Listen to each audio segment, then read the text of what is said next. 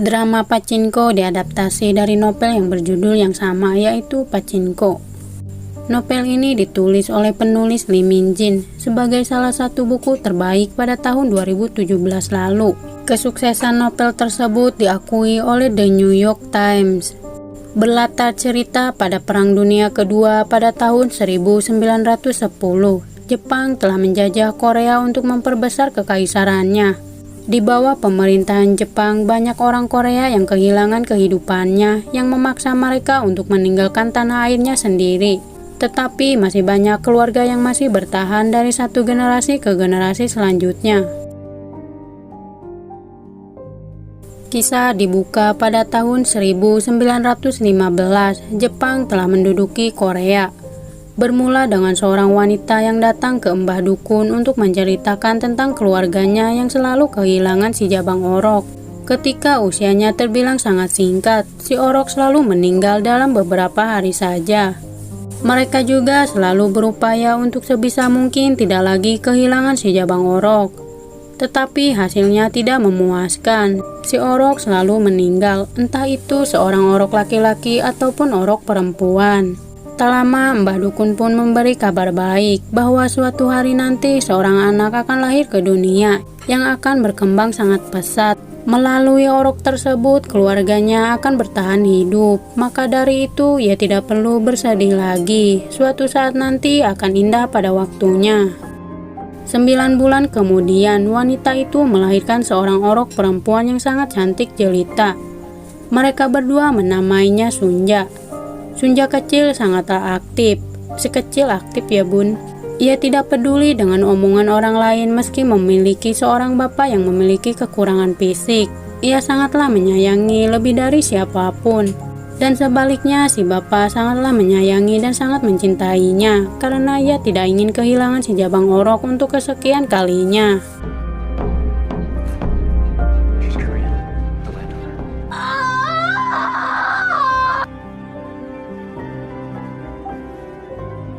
Scene diperlihatkan pada tahun 1989 di zaman era modern. Pria ini bernama Baek Solomon. Ia sangat kesal karena tidak naik jabatan.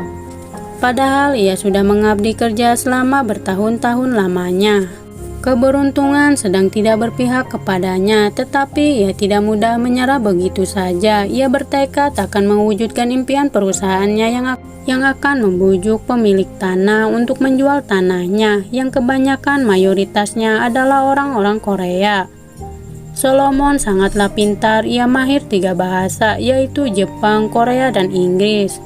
Solomon juga sangat yakin bahwa ia bisa mencapai tujuannya, tetapi dengan satu syarat, ia ingin menjabat sebagai wakil presidir dan naik gaji. Tak cuma itu saja, ia juga menginginkan bonus di akhir tahunnya. Sesampainya di Osaka, Jepang, Solomon pun mendatangi tempat Pachinko. Bapaknya adalah pemilik tempat tersebut. Pachinko ini adalah tempat sebuah permainan serupa dengan judi yang selalu dimainkan oleh keluarga Solomon. Setibanya di rumah, ia sangat merindukan sang emak dan suasana rumah masa kecilnya. Dan ternyata Solomon ini adalah cucu dari Sunja. Lalu emak ini adalah Sunja yang kini sudah berusia 80 tahun.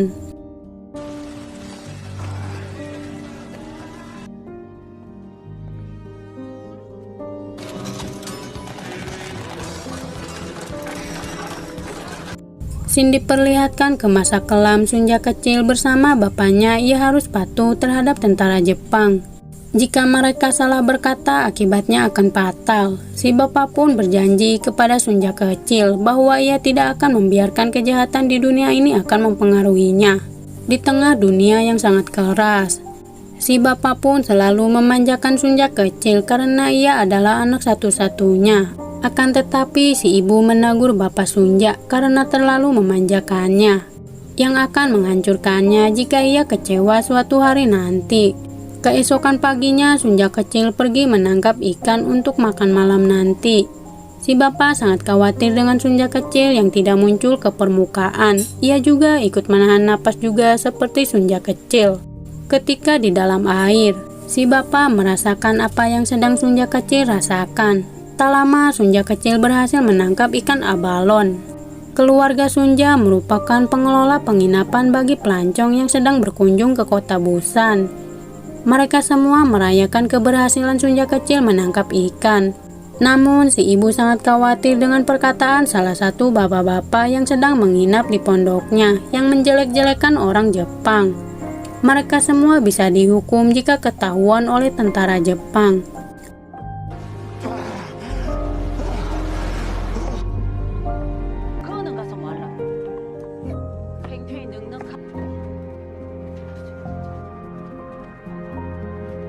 Jadi Sunja pun meminta bapak ini untuk pergi demi kebaikan bersama, karena ia ingin hidup damai dan tentram.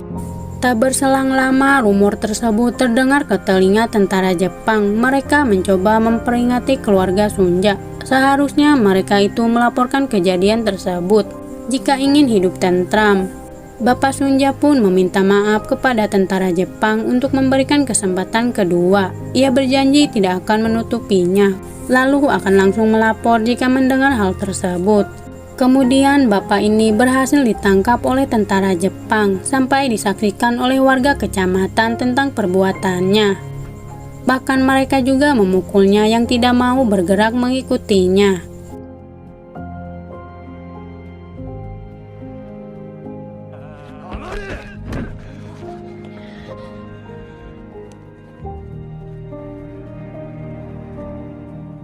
Dilanjutkan bapak Sunja mengalami sakit keras. Sunja kecil sangatlah sedih dan khawatir dengan kondisi sang bapak yang semakin hari semakin memburuk.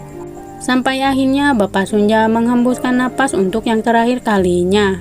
Ia pun sangat sedih atas meninggalnya sang bapak, orang yang selalu mendukungnya dan selalu menyayanginya lebih dari sang ibu.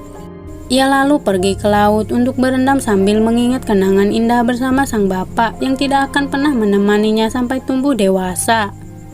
9 tahun kemudian, diperlihatkan seorang pedagang yang memiliki jaringan misterius dengan berbagai kelompok kriminal. Pria ini bernama Kohansu.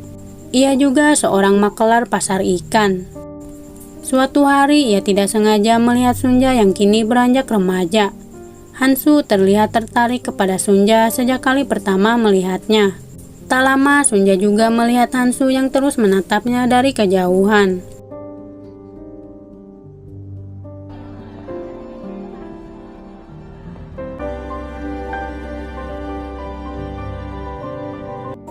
Dilanjutkan kembali ke masa modern. Solomon sangatlah terkejut dengan emas Sunja jika sang bapak akan membuka cabang kedua Pachinko.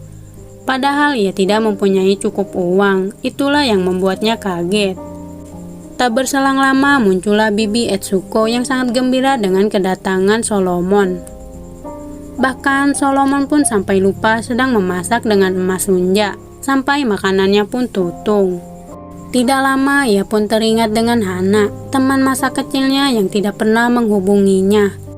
Bibi Etsuko sangatlah merindukan Hana yang mungkin kini seumuran dengan Solomon. Dan ternyata Solomon ini mencintai Hana.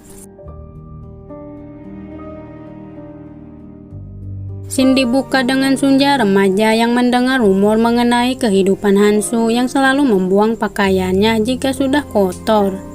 Hansu selalu memakai pakaian sekali pakai. Dan ternyata Jiyun ini mengenal Hansu yang notabene adalah orang kaya. Tak heran jika ia berteman dengan satu frekuensi. Sesampainya di pasar, Sunja melihat sisi kasar Hansu yang sangat kasar terhadap pedagang lain. Tak cuma itu saja, ia juga melihatnya sangat akrab dengan Jiyun. Hansu melihat pedagang yang menjual ikan kepada Sunja, padahal ia sudah membelinya sebelum Sunja. Ia pun sangat kesal dan mencoba memberi peringatan kepada pedagang tersebut. Ternyata Sunja ini melakukan barter dengan pedagang tersebut supaya ia bisa mendapatkan ikan yang sangat segar.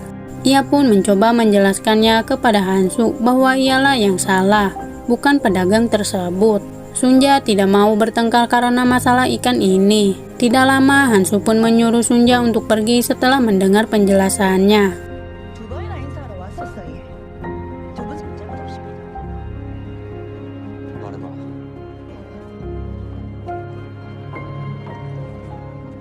Keesokan paginya, Sunja mendapat hadiah spesial dari Hansu, tetapi ia enggan menerimanya.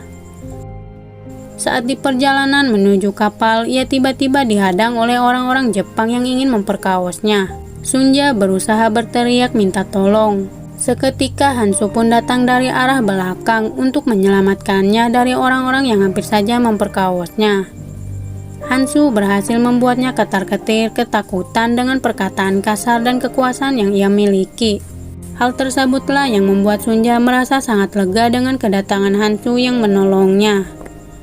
Bahkan ia juga mengantarkannya pulang karena sangat khawatir dengan kondisi Sunja. Ia pun meminta Hansu untuk datang ke sungai karena ia akan mencuci bajunya untuk rasa berterima kasih, lantaran sudah menyelamatkan hidupnya. Tetapi perkataan Hansu menyinggung perasaan Sunja tentang impiannya dan kenapa ia tidak pergi meninggalkan kota kelahirannya untuk menggapai impiannya. Tak lama, Sunja pun tertarik mendengar cerita masa lalu Hansu yang menggapai semua impiannya, sampai akhirnya ia bisa seperti sekarang dengan hasil keringat dan kerja kerasnya. Lalu ia pun meminta izin bahwa ia akan datang kembali ke sungai saat Sunja sedang mencuci pakaian. Begitu juga dengan Sunja yang sangat malu-malu mengizinkannya. Kini hubungan Sunja bersama Hansu semakin lengket satu sama lain. Hansu pun menceritakan tentang masa lalunya yang dulunya merupakan orang miskin sama seperti Sunja. Bahkan ia juga tidak sungkan membantu Sunja mencuci pakaiannya. 그리고 지구 반대편.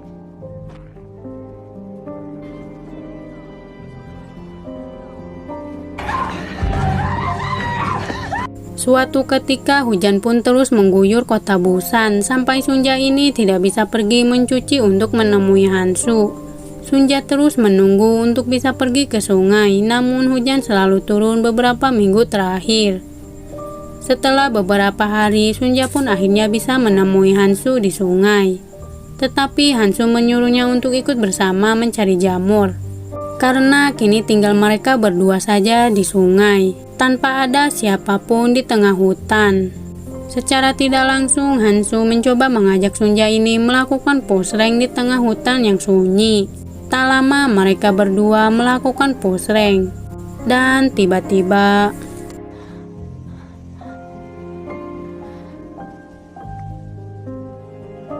kemudian terjalinlah sebuah ikatan cinta yang sangat rumit dan terlarang di antara Sunja dan Hansu. Scene diperlihatkan kepada Bapak Solomon yang mengajarkan karyawannya cara bekerja di tempat pachinko. Mereka selalu memanipulasi permainan tersebut agar mendapat keuntungan. Hanya orang bodohlah yang tidak melakukan manipulasi permainan judi tersebut. Saat si korban melakukan kesalahan, mereka akan merasakan kepedihan yang sangat mendalam. Tetapi saat mereka menang, mereka akan sangat gembira telah memenangkan judi tersebut. Dan ternyata Bapak Solomon meminjam dana ke bank untuk membuka pachinko cabang kedua.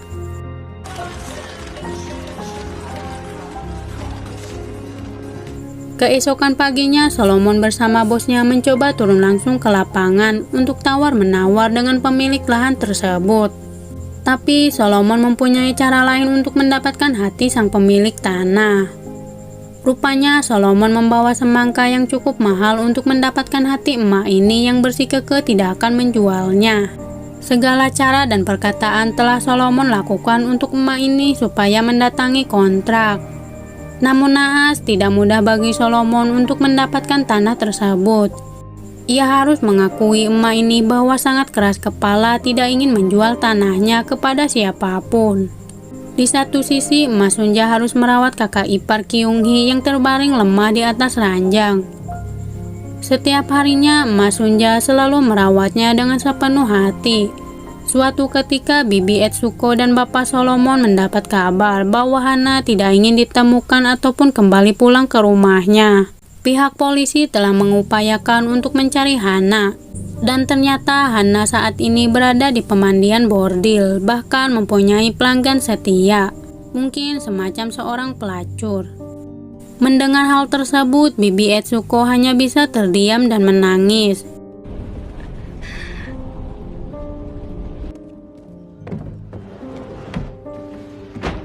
Tidak lama, Solomon pun mendapat telepon dari orang yang tidak dikenal. Orang yang selama ini ia rindukan yaitu Hana. Solomon terus meminta Hana untuk berkata jujur kepadanya untuk mengatakan di mana keberadaannya saat ini. Ia berjanji akan menemukannya, tidak peduli hal apapun yang akan terjadi kepadanya. Tetapi apalah daya, Hana bersikukuh tidak ingin mengatakan keberadaannya. Hana pun hanya bisa mengatakan bahwa ia saat ini sedang berada di kegelapan. Tidak tahu caranya untuk keluar dari kegelapan karena sudah sangat lama di sana. Bahkan Solomon atau ibunya tidak bisa menemukannya. Akan tetapi Hana mengancam kepada Solomon untuk tidak mengatakan hal apapun kepada ibunya. Jika ia berani membocorkannya bahwa ia tidak akan pernah menghubunginya lagi. Dan ternyata Hana ini sedang mengamati gerak-gerik Solomon dari kejauhan tanpa Solomon ketahui. Ia juga mengetahui kalau teman kerjanya menyukai Solomon. Hana merasa sangat bahagia ia akhirnya bisa mendengar suara Solomon setelah sekian lama. Scene berlanjut, Sunja remaja maupun Sunja yang sudah tidak lagi muda sangatlah jago memasak. Sunja selalu membantu ibu untuk menyiapkan makanan bagi ibu dan karyawannya di pondok. Lalu ia mendapati perutnya merasakan sakit dan mual. Ia berpikir karena telah memakan makanan basi, mungkin itulah yang membuatnya perutnya sangat sakit. Sudah sebulan lamanya ia belum juga mendapatkan datang bulan. Kemudian ia berpikir apa tengah hamil. Setelah melakukan push rank bersama Hansu. Setelah kejadian cekicrot, ia tidak lagi datang bulan. Saat di pagi harinya, Sunja seperti biasa ke pasar untuk berbelanja keperluan. Hansu pun mencoba menculik Sunja ketika ia sedang mengobrol bersama orang lain. Secara diam-diam, ia meminta Sunja untuk ikut bersamanya lantaran ia sangat merindukan Sunja. Dan tiba-tiba...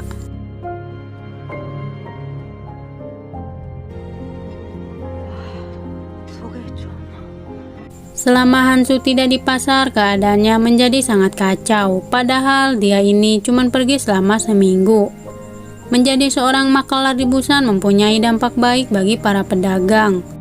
Meski kepribadian Hansu sangatlah kasar, tetapi ia punya sisi lembut bagi Sunja.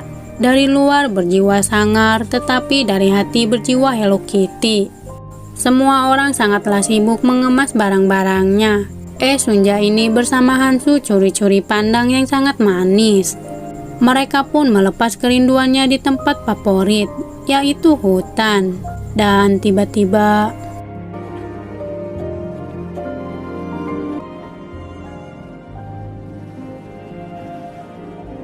Tak lama Hansu pun memberi hadiah semacam jam untuk menebus kepergiannya selama beberapa waktu lalu karena telah pergi. Sunja tidak bisa membaca waktu karena ia tidak sekolah saat semasa kecil. Hansu pun berjanji bahwa ia akan mengajarinya sampai bisa.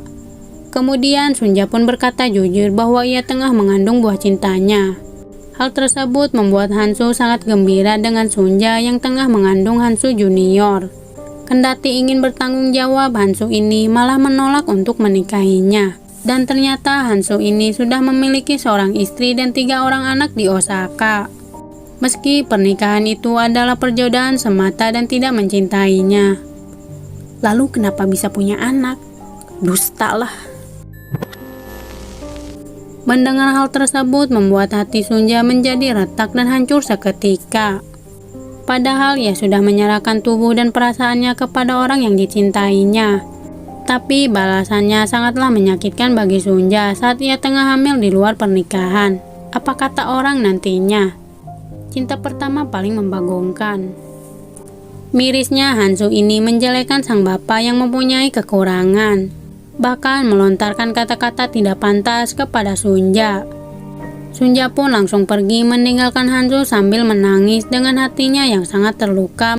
Mendapati orang yang dicintainya tidak mau hidup bersama tanpa ikatan tali pernikahan. 생각해보면 어떻게 갈 거야? 뭐라고 해? 나오지 못해.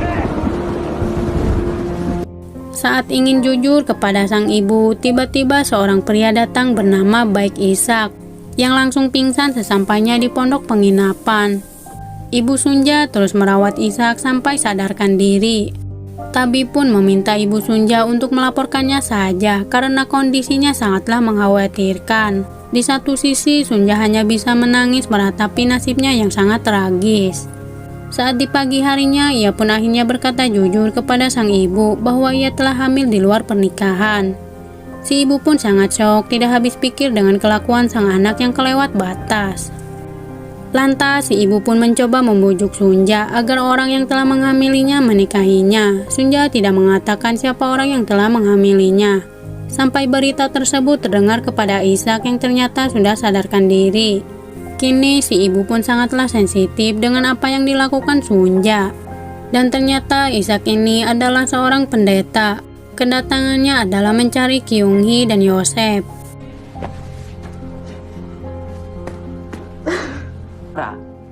그래 뭐 복 나간다 했나 안 했나?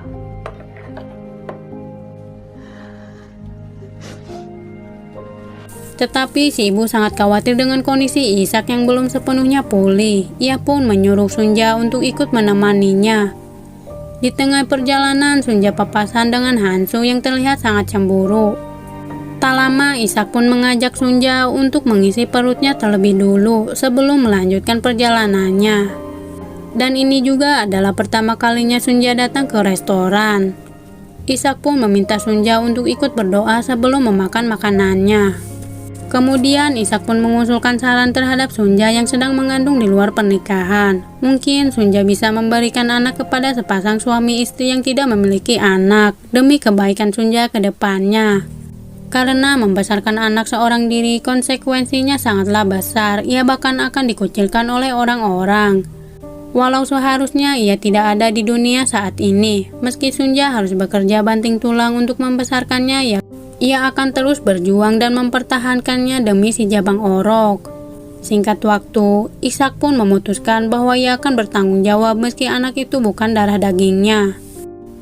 Ia akan menyayanginya lebih dari anaknya sendiri. Dengan seiringnya waktu, mungkin Sunja bisa melupakan Hansu dan hidup bersama orang yang menerima kekurangan dan kelebihannya.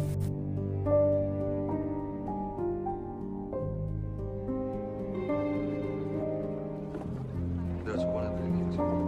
Scene kembali kepada emas Sunja yang mendapati bahwa Kyung-hee sudah meninggal dunia. Ia pun sangat sedih dengan kepergiannya. Keluarga Sunja pun akhirnya melepas Kyung-hee untuk selama-lamanya dan menyimpan abunya di suatu tempat. Beberapa jam berlalu, Solomon pun meminta emas Sunja untuk ikut bersamanya ke Tokyo, yang mungkin satu pemikiran dengannya. Dan benar saja mereka tidak sungkan untuk menceritakan tentang masa kelamnya pada Perang Dunia Kedua. Lalu membuat emak ini sangatlah gembira dengan cerita kehidupannya.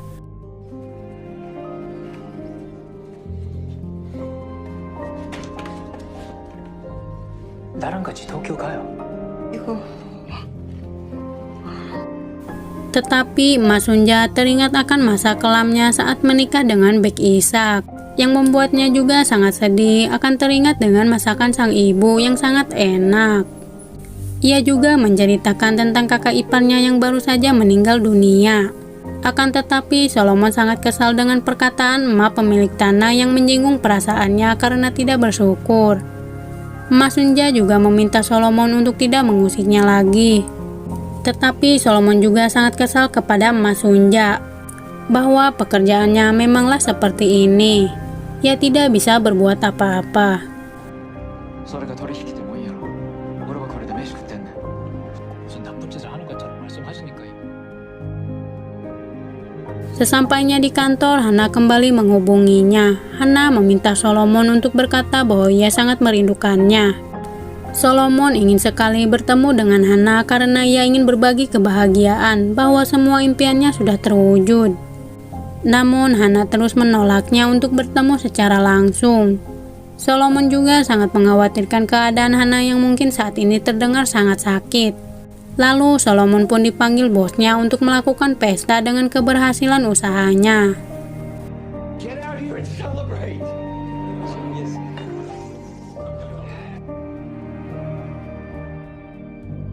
Singkat cerita, Mas Sunja pun datang ke tempat Pachinko untuk meminta Mo Jaso mengambil abunya Kyung Hee. Ia akan membawa pulangnya saja.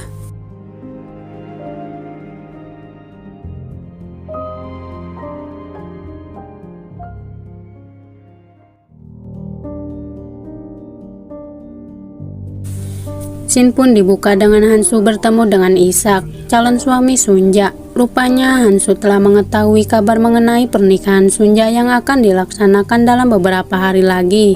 Bahkan Hansu juga membelikan setelan jas Isak untuk dipakai di pernikahannya bersama Sunja, wanita yang sempat dicintainya meski sudah mempunyai istri dan anak-anak. Scene dilanjutkan Isak dan Sunja ingin melakukan pernikahan di gereja. Tetapi Isak dan Sunja ditentang oleh pendeta karena Isak ini telah menikahi seorang gadis ABG yang telah hamil di luar pernikahan akibat pengencerotan bersama Hansu yang bermodus mencari jamur, namun malah bercocok tanam sampai menghasilkan bibit. Pendeta pun mencoba menyadarkan Isak untuk mempertimbangkan pernikahannya bersama Sunja selagi belum memulainya.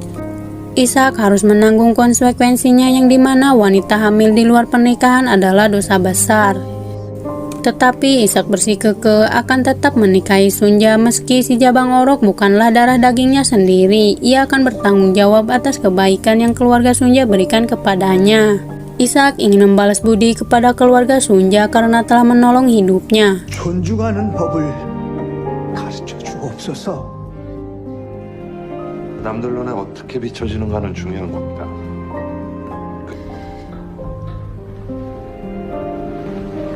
용서해. Tak berselang lama, mereka pun kini menjadi sepasang suami istri. Si ibu pun pergi ke pasar untuk membeli beras karena ingin memberi hadiah untuk pernikahan anaknya. Ternyata orang-orang tidak bisa sembarangan menikmati beras, khususnya bagi orang Korea.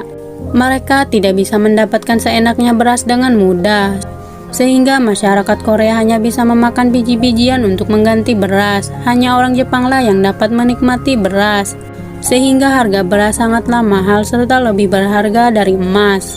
Hanya orang-orang terpilih dan kaya untuk bisa membeli beras tersebut, yang pada zamannya sangat sulit untuk dinikmati orang-orang miskin, karena terus memohon kepada pedagang untuk menjual berasnya secara diam-diam agar tidak bisa diketahui oleh tentara Jepang.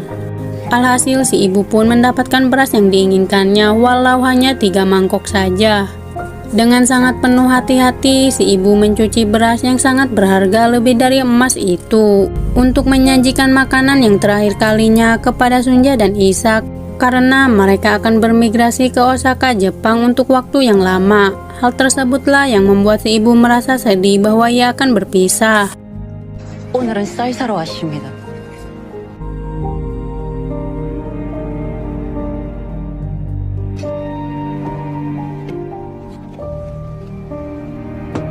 Bahkan Sunja juga mengikuti keyakinan yang dimiliki Isak dan lebih taat pada Tuhan. Kemudian si ibu menyiapkan pakaian yang diperlukan Sunja nantinya di Jepang. Meski tidak rela melepas sang anak yang baru saja gede, tapi apalah daya, ia harus memulai hidupnya yang baru bersama orang yang baru juga. Semua pedagang merasa senang dengan kabar gembira bahwa Sunja sudah resmi menikah. Tetapi tentara Jepang datang menyuruhnya untuk menghadap Hansu yang sudah menunggunya, yang hanya akan membebani hidup Sunja serta menganggap suami Sunja adalah orang yang bodoh yang hanya menerka serta tidak tahu cara kerja dunia ini. Hansu terus-terusan mengatai Isak yang membuat Sunja naik pitam. Ia tidak akan diam saja mendengar orang lain menjelek-jelekan sang suami tercinta, meski itu adalah bapa dari si Jabang Orok yang ia kandung. 돈이 있다면요, 그렇지. 돈이 없으면 주시옵소서. 예수님 이름으로 기도드립니다.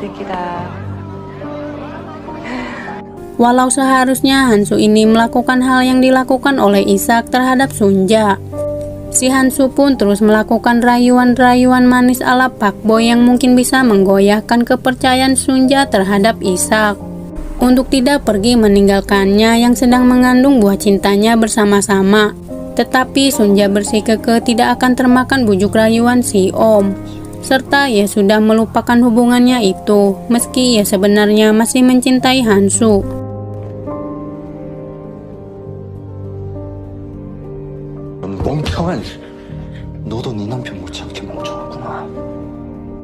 Scene dilanjutkan ke era modern. Solomon dengan sangat percaya diri bahwa ia berhasil membuat si emak pemilik tanah akan menaikkan kontraknya sesuai kesepakatan yang telah mereka setujui. Tinggal selangkah lagi ia akan menjabat menjadi wakil presiden serta naik gaji yang ia sudah tunggu selama ini akan terwujud. Di sisi lain, emak Sunja akan pergi kembali ke Korea setelah beberapa tahun lamanya tidak berkunjung. Mo Jasu pun terus meyakinkan ibunya apakah ia akan tetap pergi ke tanah kelahirannya meski sudah cukup lama. Tak berselang lama, si emak pemilik tanah pun datang ke pertemuan perusahaan Solomon. Tanpa banyak omong, si emak pun ingin langsung ke intinya saja tanpa banyak bacot lagi mendengar para atasan Solomon yang sangat bahagia mereka akhirnya bisa mendirikan hotel mewah. Lantas si emak pun mencoba memeriksa kembali mengenai kontrak tersebut karena ia tidak ingin melakukan kesalahan besar yang akan menyesalinya suatu saat nanti. Solomon pun mencoba meyakinkan si emak untuk mendatanginya tidak terlalu lama, yang membuat semua orang menunggunya. どうしてそう言い切れるんだよ。嬉しいです。いいから Hal tersebut membuat Solomon memberitahukan bahwa Emas Sunja kembali ke Korea. Sejak 50 tahun lalu, Emas Sunja datang ke Osaka tanpa membawa apa-apa. Tetapi hari ini Emas Sunja kembali dengan kursi kelas 1. Lantas si emak pun memberitahukan kepada Solomon bahwa kehidupan di masa kelam sangatlah parah. Dia bersama 400 penambang Korea memutuskan untuk mogok kerja. Tetapi mereka juga bertahan selama 20 hari sebelum dipecat. Karena sejak dulu tidak ada yang mau memperkerjakan orang Korea. Mereka juga memasukkan 2-3 keluarga untuk tinggal di satu kamar agar mampu membayar sewa lebih murah. Meski itu adalah masa lalu, tetapi akan selalu membekas seumur hidupnya. Dan meminta Solomon untuk membayangkannya agar ia lebih merasakan di masa kelam. 그것이 중요한 거죠. 하지 마시라고. Scene dilanjutkan kembali ke zaman dulu di mana Sunja bersama si ibu akan berpisah dengan waktu yang cukup lama serta meminta Sunja untuk puas-puaskan menangis dan memeluknya erat-erat karena mungkin ia tidak akan pernah bisa bertemu lagi dengan si ibu. Saat di dalam perjalanan menuju kapal, tiba-tiba Sunja ini merasa sangat mual disertai tidak enak badan. Sehingga ia pun muntah di tengah jalan yang membuat penumpang lain merasa jijik dengan aroma muntah. Sampai bercucuran keringat di wajahnya yang terus membasahi tubuhnya. Sunja juga tidak mau ditinggalkan oleh Ishak yang sedang mencari air putih untuk Sunja minum. Di satu sisi, si ibu dan Hansu hanya bisa melihat kapal Sunja untuk yang terakhir kalinya. Semua penumpang kapal laut terus bersorak saat seorang penyanyi menyanyikan lagu Korea. Walau seharusnya ia itu menyanyikan lagu sesuai yang diinginkan orang-orang Jepang dan membuat kehebohan satu kapal. Kemudian ia pun memutuskan untuk mengakhiri hidupnya sendiri di depan semua orang.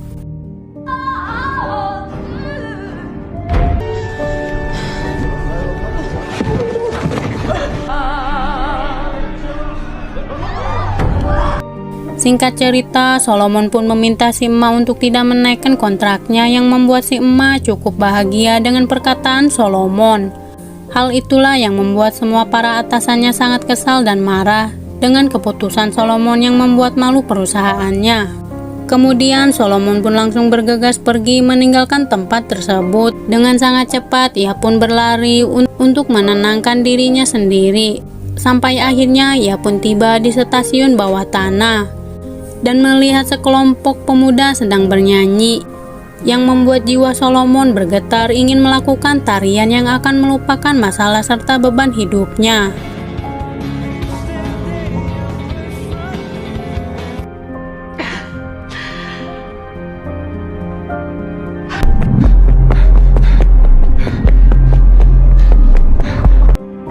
Setibanya di Osaka, Jepang, Emas Sunja tiba-tiba terhenti dengan melihat pantai yang membuatnya teringat akan masa lalunya yang sangat kelam. Di tengah hujan terus membasuhi tubuhnya.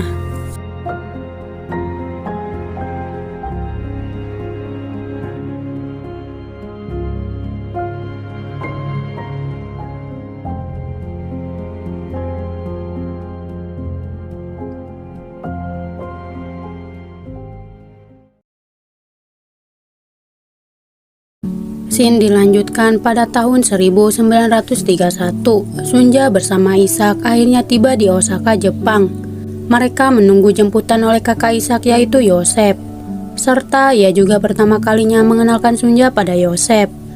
Tetapi Yosef terkejut dengan melihat Sunja yang kini sudah hamil besar. Yosef berpikir kalau Sunja ini hamil muda. Nyatanya perutnya sudah besar yang membuat Yosef rewas. Kok bisa gitu si Ishak mau bertanggung jawab? Dalam perjalanannya Sunja terlintas melihat Hansu yang berada tepat di luar bus. Namun ia tidak mempedulikannya dan fokus. Yosef terus mengingatkan Ishak agar berhati-hati karena di luar sana masih banyak ada mata-mata yang terus mengintainya. Bahkan di tempat gereja juga. Setibanya di rumah, Ishak bersama Sunja disambut hangat oleh istri Yosef yaitu Kyung-hee yang sangat gembira dengan kedatangan Sunja bersama Ishak. Bahkan Kyung-hee memberikan hadiah yaitu sangu untuk menyambut kedatangan Sunja yang membuatnya teringat akan sang ibu. Ia pun menangis sesegukan. 다 왔어요.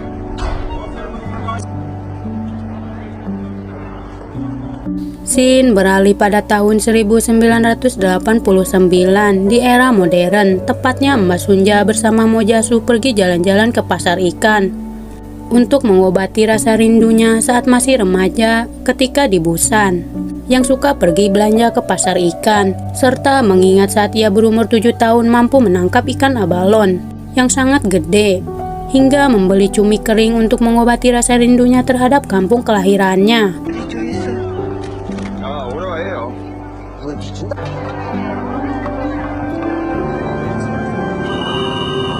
Scene dilanjutkan Solomon menghadiri pesta. Ia bertemu dengan rekan kerjanya yang terus membahas mengenai kinerja Solomon yang telah didaftar hitamkan oleh perusahaannya dari semua bank Tokyo. Namun Solomon tidak ambil pusing dan bodoh amatan karena ia akan kembali ke Amerika. Rekan kerja Solomon terus mengingatkan pada Solomon agar tidak terlalu percaya terhadap Pak Tom yang telah melakukan penyimpangan uang serta aset-aset yang sewaktu-waktu akan memecat Solomon. Namun Solomon terus terngiang-ngiang dengan perkataannya mengenai Hana bahwa Solomon mampu menemukannya.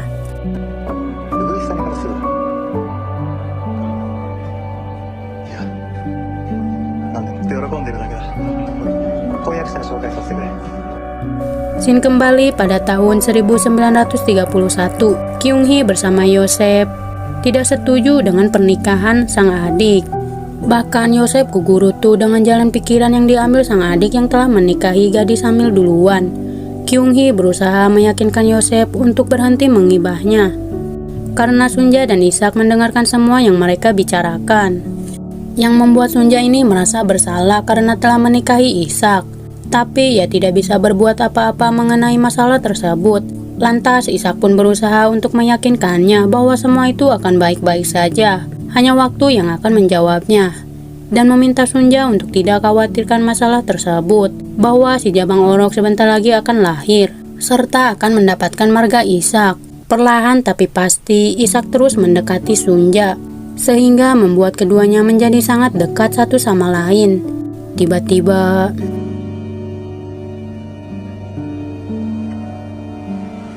tak cuma itu saja, mereka juga melakukan bercocok tanam.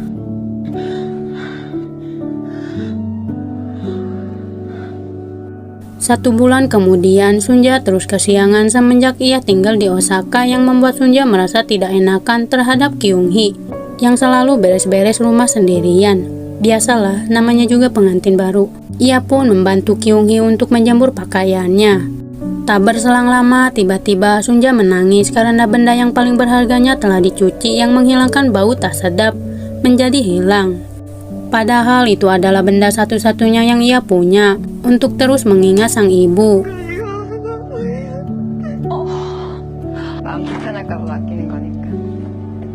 Saat di sore harinya, Sunja bersama Kyung-hee tiba-tiba didatangi rentenir untuk menagih hutang Yosef yang ternyata telah meminjam duit untuk biaya tambahan pernikahan sang adik. Kemudian Sunja pun dengan sangat tegas bahwa ia akan melunasinya. Rupanya Sunja akan berniat menjual jam pemberian dari Hansu saat masih merajut kasih. Namun Kyung-hee kurang menyetujui saran tersebut karena ia tidak ingin menjual hadiah pemberian ibunya. Sunja tidak berkata jujur mengenai jam tersebut, ia hanya mengatakan hadiah dari sang ibu. Tidak ada pilihan bagi keduanya untuk menjual jam tersebut agar terbebas dari rentenir. 또가 있어 계십니까? 동생이 결혼했다고. Sesampainya di toko, Sunja bersama Kyung-hee terus melakukan tawar-menawar mengenai jam tersebut. Ia tidak terpengaruh oleh omongan si penjual untuk menjualnya lebih murah. Meski kebanyakan orang lebih memilih arloji yang lebih simpel. Tak lama ia pun berhasil menjual jam tersebut dengan harga 300 yen. Meski cukup alot tawar-menawarnya, selangkah lagi ia bisa melunasi hutang Yosef. Tetapi Kyung-hee terus melarang Sunja untuk tidak melakukannya sendirian untuk datang ke dermaga. Di tengah kondisinya yang sedang hamil besar dan ia juga tidak tahu kondisi dermaga yang bagaimana situasinya sekarang. Sunja pun berhasil meyakinkan Kyung-hee bahwa ia akan baik-baik saja meski Sunja ini baru sebulan tinggal di Jepang. Berbeda dengan Kyung-hee yang masih takut dengan situasi tersebut semenjak ia menginjakkan kakinya pertama kali ke Jepang. Hingga sekarang, bahkan ia tidak mau berbicara dengan warga sekitar. 안돼 가지 마라. 안녕히 계시소. 그래. Singkat waktu, Mas Sunja pun menaburkan abu ke laut setelah sekian lamanya. Kedatangannya ke Korea adalah untuk mencari makam sang bapak yang kini sudah menjadi tempat lahan parkiran. Karena zaman sudah berubah, Mas Sunja bersama Mojasu terus mencari informasi mengenai kuburan sang bapak. Ia meminta bantuan ibu ini untuk mencari informasi tentang kuburan bapaknya, yang kini menjadi lahan parkiran. Dan ternyata kuburannya sang bapak sudah dipindahkan ke tempat pemakaman atas permintaan seseorang yang mungkin dikenal Mas Sunja, yaitu Shinboki, yang dulu bekerja di pondok ibunya. Tak berselang lama, ia pun datang ke rumah Shinboki untuk menanyakannya. Tetapi Shinboki memiliki banyak perubahan sama sepertinya. Kerinduan Mas Sunja akhirnya terobati dengan Emak Boki yang masih hidup. Tak lama, Emak Boki pun menceritakan setelah Emak Sunja pergi meninggalkan ibunya. Emak Boki dan Dong-hee telah melancong untuk bekerja di tempat lain setelah seseorang mengajak mereka bekerja di pabrik. Suatu hari, Emak Boki datang ke pondok untuk temu kangen dengan ibunya. Namun, ia melihat tidak ada siapapun di tempat pondok tersebut. Kemudian, setelah perang selesai, Ibu Sunja tidak ada lagi di dunia. Hal tersebut membuat Emak Sunja sangatlah sedih setelah mendengarkan cerita panjang Emak Boki mengenai ibunya.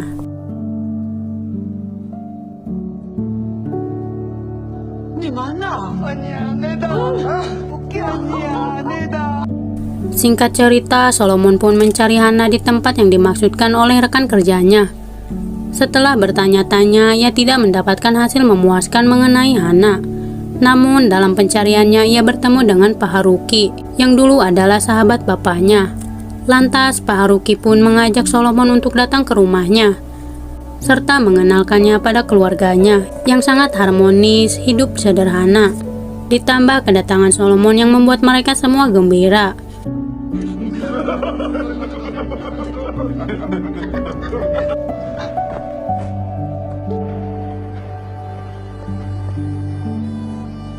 Scene beralih pada Emak Sunja bersama Mojasu akhirnya bisa ziarah kepada almarhum bapaknya yang sudah sekian tahun tidak ziarah ke makamnya.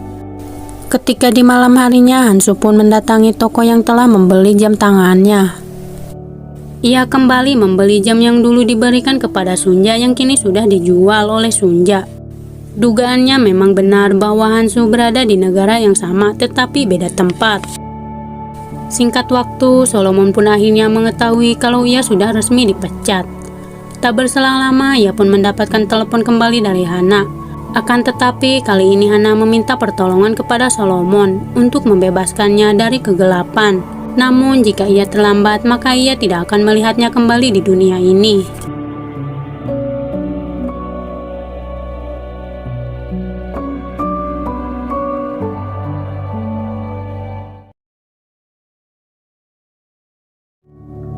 Scene dibuka pada tahun 1975, di mana Solomon yang masih remaja sudah lama menyukai Hana sejak dulu hingga sekarang. Solomon yang bersama bestinya tiba-tiba disusul oleh Hana untuk ikut bersamanya untuk melakukan hal sesuatu di salah satu toko ciki-ciki dan lain-lain. Hana rupanya memiliki kepribadian yang nakal dan sedikit usil. Berbeda dengan Solomon yang baik dan tidak neko-neko. Disinilah awal mula petaka bagi Solomon. Hana menyuruh Solomon untuk nyolong permen. Tetapi aksinya ketahuan oleh si Abah yang terus menatap sinis pada mereka yang mencurigainya sejak awal. Hana berhasil kabur melarikan diri. Berbeda dengan Solomon yang kurang gercep, alhasil ia pun ditahan dan dilaporkan kepada pihak kepolisian. Meski Solomon ini mampu membayarnya, tapi ia ingin merasakan bagaimana cara nyolong.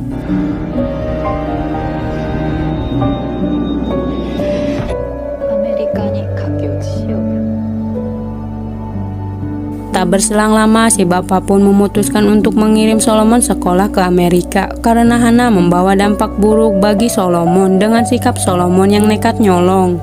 Walau sudah mengelak bahwa Hana tidak ada kaitannya, si bapak bersikukuh akan mengirimnya ke Amerika.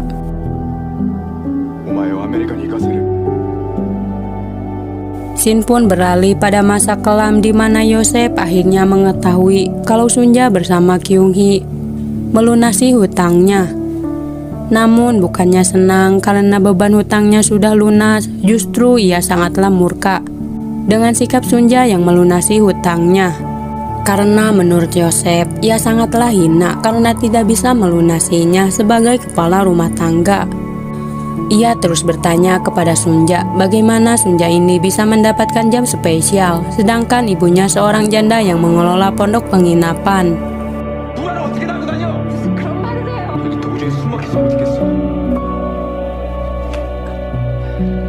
Singkat waktu, Mojasu dan Etsuko akhirnya menemukan Hana, namun dalam kondisi sakit. Bahkan dokter tidak bisa merawatnya karena Hana mengalami sakit AIDS yang disebabkan oleh virus HIV. Tubuhnya terinfeksi.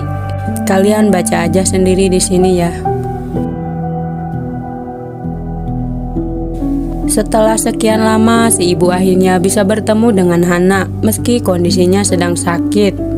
Disusul dengan Solomon akhirnya bisa bertemu dan berbicara dengannya setelah sekian lama tidak bertatap muka. Hana pun curhat pada Solomon bahwa ia sedang sakit di mana penyakitnya itu berasal dari lingkungan orang-orang kaya yang mampir untuk tanam bibit karena Solomon harus mengetahui kehidupan pahit Hana yang merupakan seorang kupu-kupu malam. Walau pahit untuk disampaikan, nyatanya jujurlah memang menyakitkan daripada bohong tapi tersiksa seumur hidup. Karena Hana yang dulu Solomon kenal sudah tidak ada karena zaman sudah berubah. Hari sudah semakin siang, Solomon pun memutuskan untuk pergi ke kantor untuk yang terakhir kalinya, untuk pergi berkemas. Tiba-tiba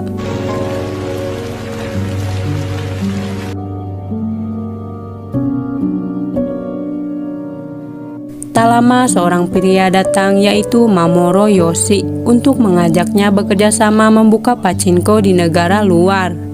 Karena di negaranya sudah dikuasai oleh pasar bapaknya yaitu Mojasu yang terkenal dengan pachinkonya. Namun Solomon tidak yakin dengan hal itu karena bukan ahlinya meski ia adalah anak dari bos perjudian dan tidak tertarik. Tetapi ia juga meragukan Pak Yoshi yang berhasil mengantongi izin membuka pachinko karena tidak mudah untuk membuka bisnis tersebut.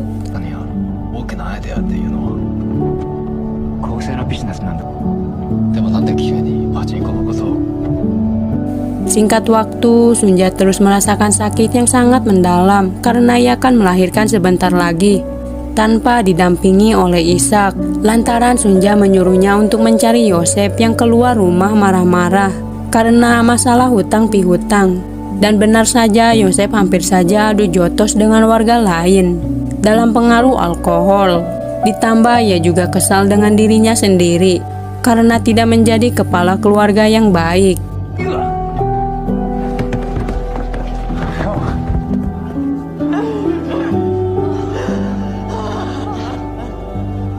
Tak lama Ishak pun mengajaknya untuk pulang karena Sunja akan melahirkan.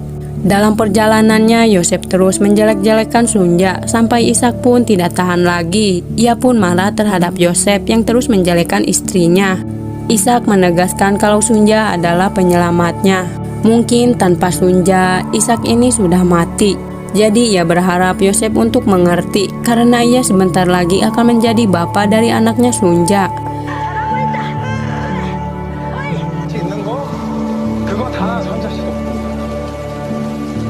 Scene kembali pada era modern di mana Emas Sunja menggantikan Etsuko untuk mengelap kaki Hana. Emas Sunja meminta Hana untuk tidak berbuat kasar pada ibunya karena ia sudah berbuat banyak untuk mencari Hana sampai menghabiskan duit untuk mencarinya. Karena jika tetap di sini, Hana akan menghancurkan Solomon. Dari sinilah Hana sangat membencinya sejak Emas Sunja berkata seperti itu. Walau itu memang benar, namun Hana rupanya salah menanggapi kata-kata Emas Sunja yang dimaksudkan adalah dirinya sendiri. Dahulu kala Emas Sunja mempunyai 2 putra, satu dari anak Hansu dan satu lagi dari anak Ishak.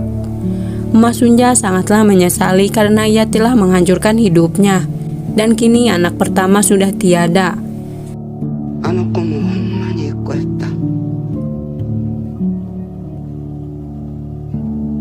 Nana. Tak berselang lama, emak-emak datang untuk membantu proses persalinan Sunja. Karena Sunja tidak juga dibawa ke bidan. Sampai akhirnya emak ini membantunya karena tidak tahan dengan suara rintihan kesakitan Sunja. Walau ia berpengalaman melahirkan ternak babi, tapi ia sangat yakin bisa membantu Sunja untuk melahirkan dengan selamat.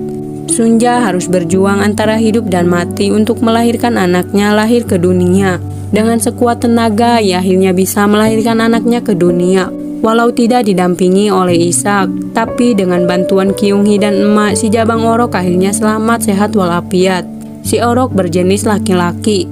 Tebakan Hansu memang benar bahwa Sunja akan melahirkan seorang anak laki-laki.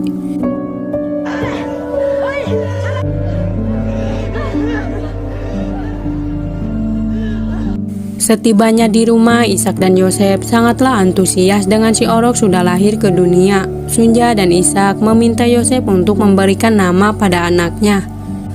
Meski awalnya tidak mau, pada akhirnya ia pun lulus setelah menggendongnya dan memberi namanya yaitu Noah.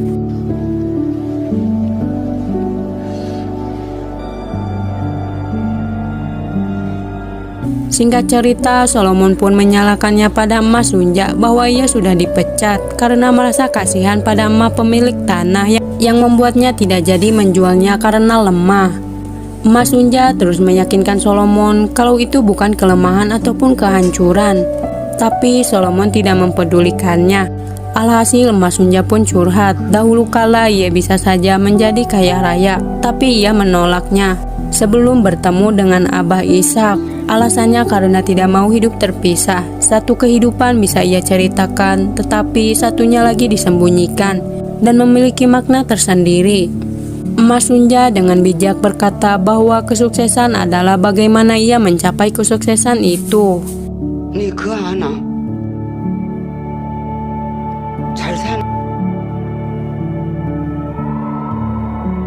Scene dilanjutkan. Sunja sangatlah gembira dengan kelahiran Noah yang akan melengkapi keluarganya. Sehingga kabar tersebut sampai ke telinga Hansu bahwa ia memiliki seorang anak laki-laki yang ia idamkan selama bertahun-tahun. Hansu pun berkata jujur pada istrinya bahwa dia sudah terbebas dari kewajiban seorang istri karena ia sudah memiliki seorang anak laki-laki dari wanita lain. Tapi kini sudah terlambat. Hansu telah merusak tubuhnya untuk tanam jamur hingga terlahirlah 3 anak.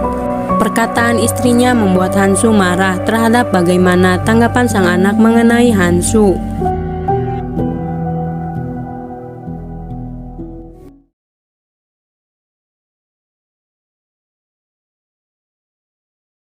Scene dilanjutkan pada tahun 1923. Tepatnya di Yokohama di daerah Kanto. Pada awal September terjadi gempa bumi 7,9 skala Richter yang sangat besar, menyebabkan lebih dari 100 jiwa meninggal dunia, termasuk orang Korea yang tidak bersalah dituduh sebagai penyebab kehancuran setelahnya. oleh penduduk Jepang yang main hakim sendiri, hingga jumlah orang Korea yang dibunuh menjadi perdebatan. Tetapi banyak sejarawan memperkirakan jumlah korban telah mencapai ribuan jiwa.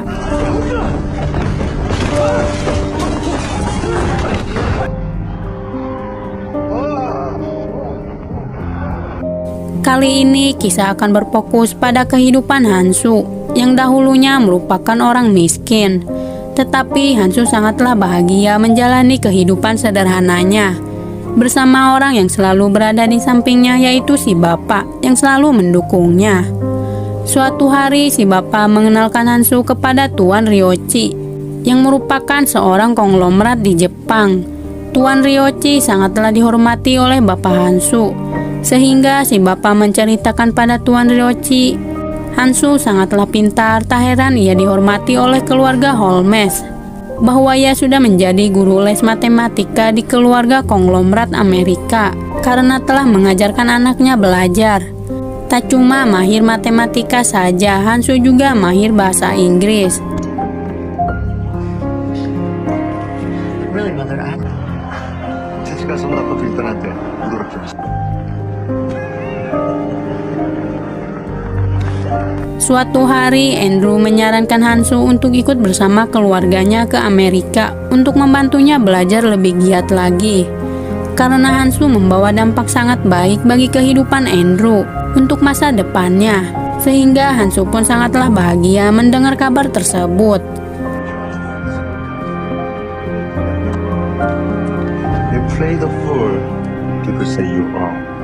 Tak berselang lama, Hansu pun membagikan kabar tersebut pada si bapak bahwa ia akan diajak oleh majikannya ke Amerika. Bapaknya adalah seorang nelayan, ia tidak mau jika anaknya bernasib sama menjadi seorang nelayan. Lantas si bapak pun mengizinkan Hansu untuk pergi dengan majikannya ke Amerika. Namun Hansu rupanya tidak bisa ikut bersama mereka karena nantinya si bapak akan sendirian. Ia tidak mau meninggalkan bapak sendirian. Walau dalam hati kecilnya ia ingin sekali ikut dengan keluarga Holmes.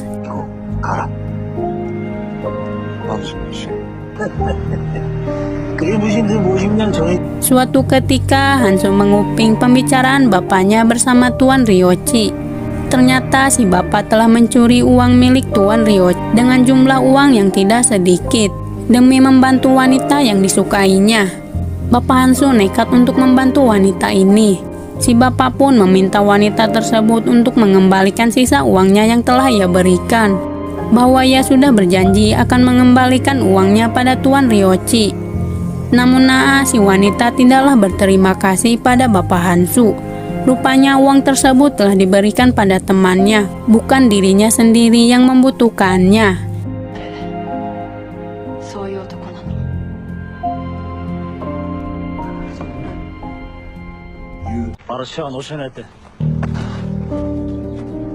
Ia pun hanya bisa pasrah nantinya kepada Tuan Ryochi bahwa kenyataannya ia tidak mampu melunasi hutangnya ataupun mengembalikan uang milik Tuan Ryochi. Hansu pun sangat marah dengan tindakan si bapak yang berurusan dengan orang yang berbahaya seperti Tuan Ryochi. Hansu pun berniat meminta kasbon pada keluarga Andrew agar ia mampu bisa mengembalikan uang yang telah dicuri bapaknya. Tetapi si bapak justru semakin marah dengan Hansu yang bersikukuh tidak mendengarkannya, bahwa Hansu tetap harus pergi dengan keluarga Andrew dan tidak perlu memikirkan bapaknya, serta meminta Hansu untuk melupakan bapaknya dan tidak lagi menyayanginya kembali, ataupun pulang ke rumah. Hansu tidak menerima saran si bapak, sehingga si bapak pun memukulnya bahkan menendangnya, agar Hansu ini bisa sukses ke depannya tanpa si bapak.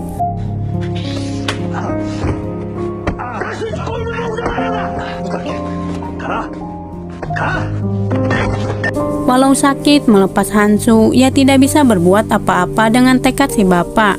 Tak lama si bapak pun mendatangi Tuan Ryochi bahwa ia tidak bisa mengembalikan uangnya. Si bapak pun sampai memohon untuk tidak melibatkan Hansu. Bahkan si bapak juga siap untuk mati jika perlu mengorbankannya, asal tidak melibatkan Hansu, anak kesayangannya.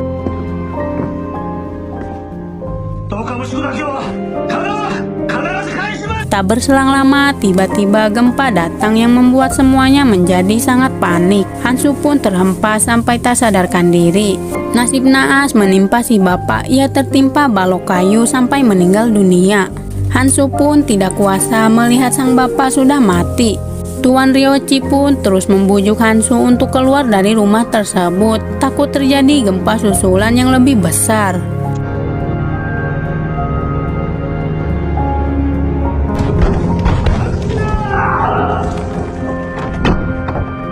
Saat keluar, Hansu pun merasa rewas bahwa desanya sudah porak-poranda dan banyak sekali orang-orang yang terluka.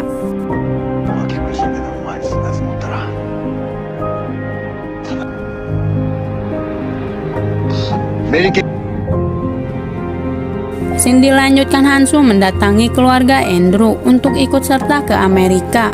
Namun mereka semua tidak bisa lewat dengan pedati karena jalan sudah rusak. Satu-satunya jalan menuju kapal yaitu melewati desa yang telah terkena gempa. Sepanjang jalan, Hansu sangatlah sedih dan ketakutan tatkala melihat orang-orang di sekitarnya sudah tiada. Sehingga ia pun tertinggal dengan keluarga Andrew, saking tidak fokusnya melihat keadaan di sekelilingnya. Tiba-tiba Hansu pun terkena reruntuhan. Seketika ia pun tidak bisa mendengar suara apapun. Namun ia melihat Tuan Ryochi yang sedang mencari keluarganya. Tak lama Hansu pun membawa Tuan Ryochi untuk pergi dari tempat tersebut untuk mencari perlindungan.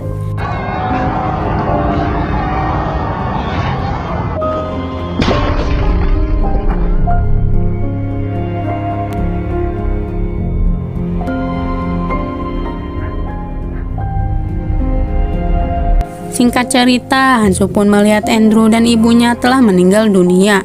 Ia sangatlah sedih melihat keduanya sudah tiada. Tetapi Hansu mengambil jam milik ibunya Andrew yang dulu diberikan pada Sunja. Ternyata itu adalah jam milik ibunya Andrew. Beredar rumor mengenai tahanan Korea yang akan menyerbu desa mereka. Kabarnya mereka sudah lama merencanakan kabur tersebut, yang memanfaatkan bencana tersebut, bahkan telah meracuni sumur mereka. Orang-orang Jepang terus menyebarkan berita palsu. Seketika Hansu pun merasa takut dengan rumor tersebut yang notabene ia adalah orang Korea yang bisa saja sewaktu-waktu diamuk massa. Mendengar hal tersebut, Tuan Ryochi pun langsung mengajak Hansu untuk pergi meninggalkan tempat tersebut. Cobaan terus datang pada mereka berdua tatkala ada 4 orang Korea yang diburu oleh warga Jepang karena telah memanfaatkan situasi bencana tersebut. Lantas Tuan Ryochi pun meminta Hansu untuk bersembunyi sementara waktu demi keselamatannya. Orang-orang Jepang terus bertanya apakah mereka melihat ke-4 orang Korea yang sedang melarikan diri.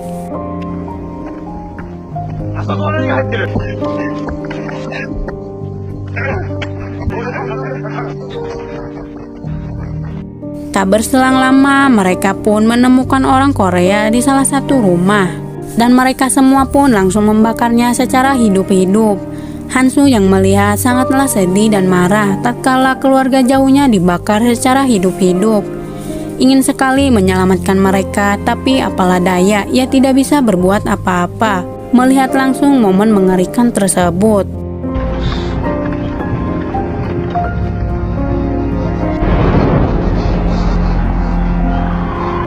Scene dilanjutkan Tuan Ryochi akhirnya bertemu dengan keluarganya yang sudah berhari-hari mereka cari.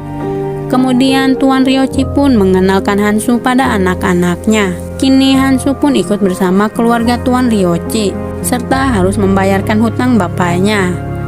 Saat semuanya tidur di kasur, Hansu hanyalah tidur di atas tikar anyaman, serta meratapi nasibnya dengan kehilangan sang bapak untuk selama-lamanya.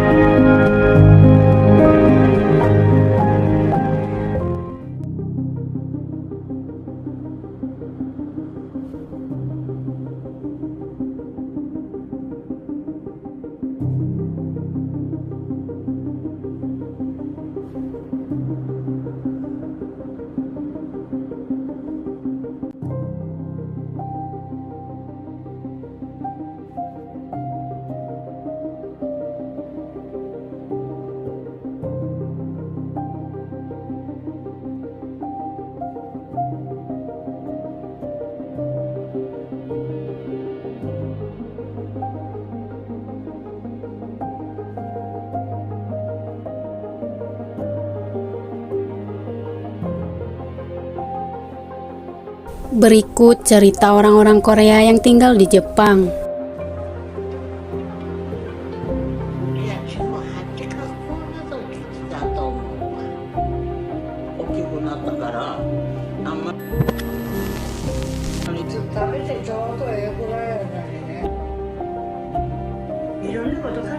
So, tanpa lama-lama lagi, langsung saja pada alur ceritanya.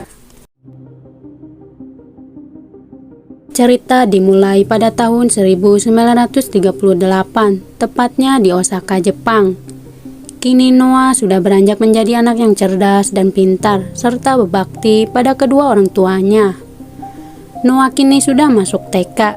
Ia sangatlah mudah untuk pergi ke sekolahan. Berbeda dengan dahulu kala, semua orang kesulitan untuk pergi ke sekolahan karena zaman sudah berubah. Dengan mudahnya Noah mendapatkan ilmu untuk belajar.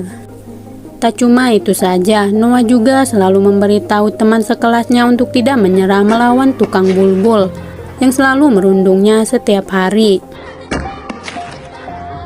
오늘은 우리 모두를 위한 잔치야. Tak berselang lama, Ishak pun menjemput Noah seperti biasanya.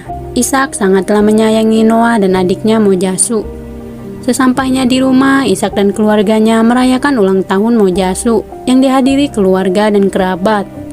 Sehingga Noah pun ingin memilihkan takdir untuk sang adik karena ia sangatlah menyayanginya. Begitu juga dengan Ishak yang berkhotbah untuk mendoakan sang anak. 보다 먼저 오신 분들과 우리를 이어주는 하나의 끈이며 집어주면 안 돼요? Suatu ketika, Noah merasa sangat khawatir dengan sang bapak yang tak kunjung menjemputnya di sekolah. Ia pun mengadu pada sang ibu bahwa ada hal yang aneh dengan si bapak. Kemudian, Sunja dan Noah langsung mendatangi gereja untuk mencari tahu kabar Ishak. Ternyata Ishak dianggap telah melakukan pengkhianatan terhadap kaisar. Ia telah ditangkap oleh polisi. Lalu Sunja pun meminta Noah untuk mendatangi sang paman untuk meminta bantuan agar datang ke kantor polisi. Mungkin Yosef bisa membebaskan Ishak.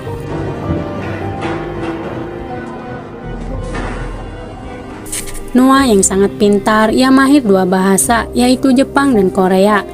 Tak heran ia selalu menjadi guru translate-nya sang ibu, lantaran Sunja tidak bisa bahasa Jepang. Usaha mereka tidaklah mudah untuk membebaskan Ishak, karena kesalahannya sangatlah fatal, sehingga tidak mudah untuk dibebaskan.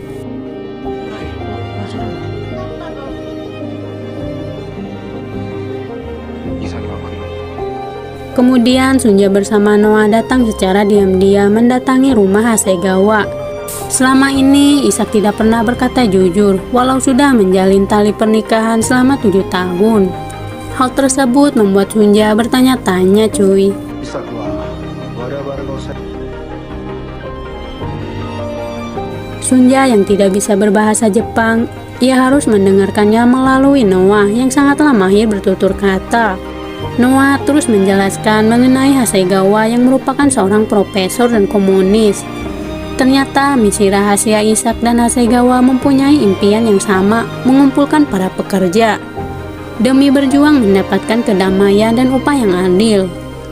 Mendengar hal tersebut, Sunja sangatlah marah bahwa mereka menentang sang kaisar. Sunja terus memikirkan bagaimana nasibnya ke depannya dengan keluarganya.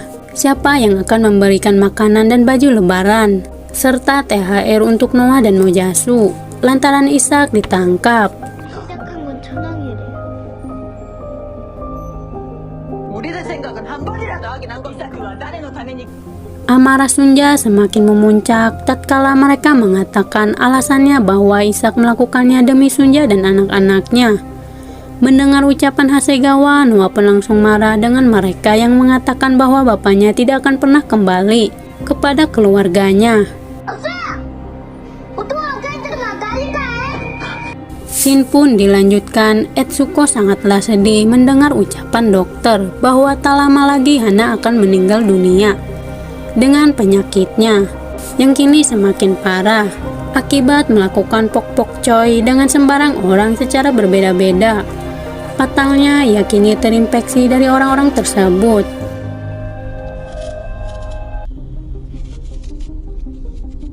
Kemudian sang bapak sangatlah tidak paham dengan tindakan Solomon sampai ia dipecat oleh perusahaannya karena telah meminta ibu pemilik tanah untuk tidak menjualnya, yang mengakibatkan kerugian besar terhadap perusahaannya. Si bapak juga menentang Solomon untuk bekerja dengan Yosi yang akan membuka pachinko. Si bapak menyuruhnya untuk pergi ke Amerika saja, tapi itu tidak bisa karena visanya ditahan. Sehingga ia pun tidak bisa pergi begitu saja, ditambah tidak ada yang mau memperkerjakannya lagi. 親父のやつがお前にどういうことを吹き込んだのか俺にはわみんなにするよ。何言うてんねん。 Karena di masa lalu, kakek Yosi mengatakan hal yang sama pada dirinya yang kini terjadi pada Solomon. Karena watak sang kakek diwarisi cucunya, intinya Mojasu tidak ingin anaknya mengalami yang sama dengan dirinya di masa lalu. Kemudian Solomon pun datang untuk menjenguk Hana yang sudah sekarat. Ia tidak bisa menutupi rasa sedihnya ketika orang yang disayanginya akan tiada untuk selama-lamanya. Tapi keinginan hanyalah satu, ia ingin pergi ke Hawaii untuk melihat ombak yang membuatnya sangat tenang ketika melihatnya. Kini Hana sangatlah menyesal karena telah kabur dari Solomon. Ia tersadar bahwa hidupnya telah disia-siakan. Ya, kalau di awal namanya pendaftaran. Karena salah pengertian dengan ucapan emas Sunja saat di masa kelam. Lantas ia pun meminta Solomon untuk meraih impiannya tanpa menuruti perkataan mereka.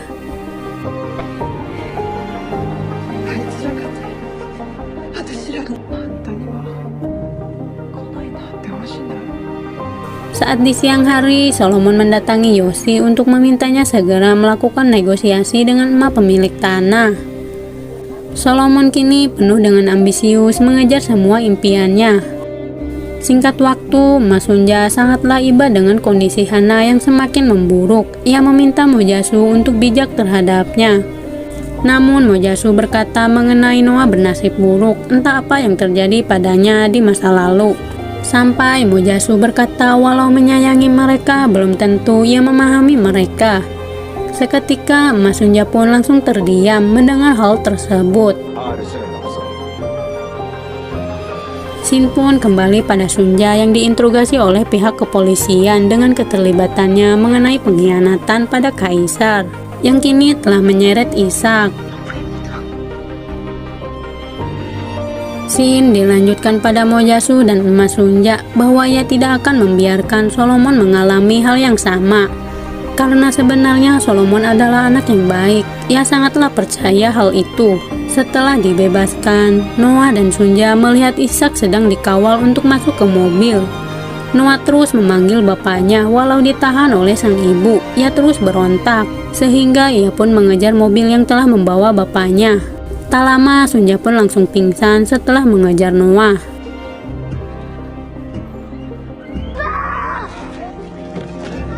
Singkat cerita, tiba-tiba Solomon langsung membawa Hana keluar di detik-detik terakhirnya, saat semua orang berkumpul untuk menemaninya yang terakhir kalinya. Berbeda dengan Solomon yang membawa Hana untuk melihat dunia, walau dunia itu sangatlah kejam. Tapi itu semua membuat Hana dan Solomon gembira. Kemudian Solomon pun mengalungkan bunga pada Hana agar impian Hana pada Hawaii tercapai, walau tidak pergi ke pantai.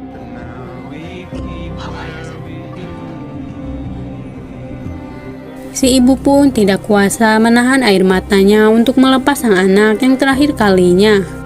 Ketika di malam harinya, Mas Sunja memberikan jam pada Solomon yang dulu ia telah dijual. Ternyata ia masih menyimpannya. Ia tersadar bahwa jam tersebut membawa berkah untuk keluarganya, meski awalnya mengira itu adalah kutukan. Tetapi jam tersebut membawa dampak baik bagi keluarganya.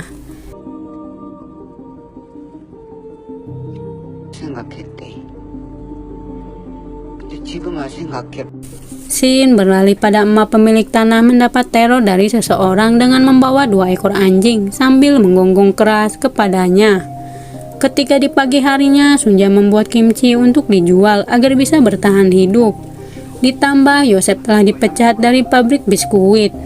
Yosef kini harus berjuang mendapat pekerjaan. Maka dari itu Maka dari itu Sunja meminta Yosef untuk mengizinkannya membantu perekonomian keluarganya yang kini telah seret. 그것도 안 하고 있으면